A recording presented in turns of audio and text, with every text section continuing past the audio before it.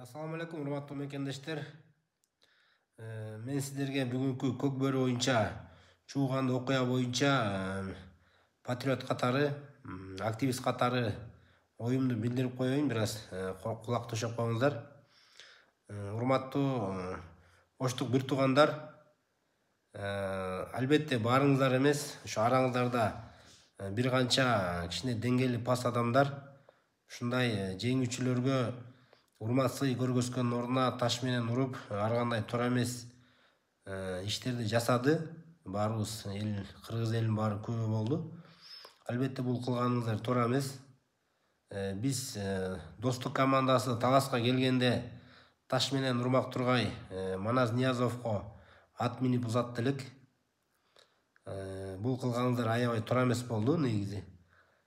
Анан ушул кээ бир деңгээлүү пас адамдардын атынан ошто бир канча намыстуу, акылдуу жандар көп чыгып кечирим сурайт деген үмүттөмүн. Жалпы кыргыз элинен, Талас элинен кечирим сурап коюңуздар.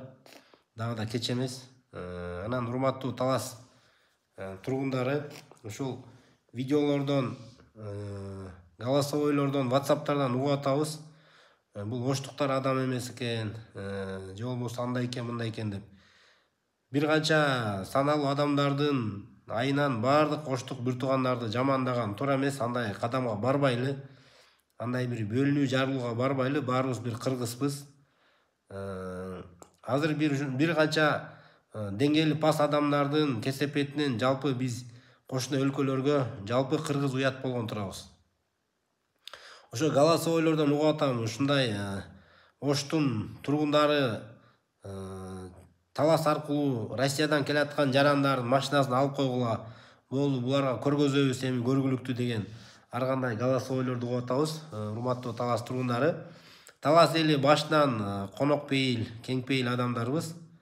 Жакшылыкка жакшылык ар адамдын иши, жамандыкка жакшылык эр адамдын иши дейт.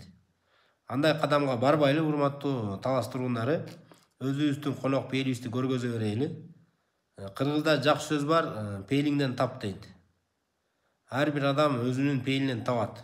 Кудайга ошондой деңгээлүү пас, пейли тар адамдарды Кудайдын өзүнө тапшырайлы.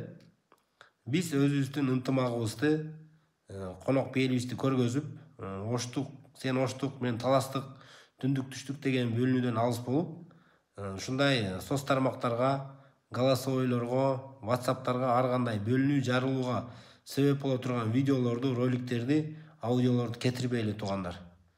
Кудай буйрса бул күндөрдө өтүп кетет.